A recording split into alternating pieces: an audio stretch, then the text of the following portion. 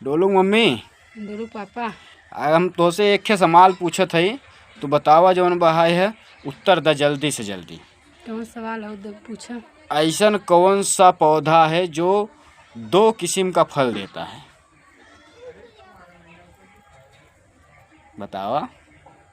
2 किस्म का फल देता है, 2 किस्म का।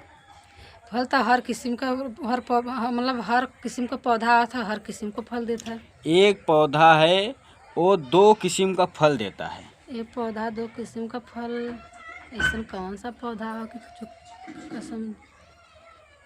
तो अपने व्यूअर से कह दे, कमेंट करके बताओ मैं कौन सा पौधा है, कौन सा पेड़ है जो 2 फल देता है। एक पेड़ में से 2 फल निकलता है। कह दे, पूछा, कह दे।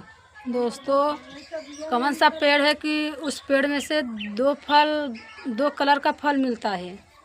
कमेंट में ज़रूर बताइए। इनका हेल्प करत जाए दोस्तों, तब हम बताओ।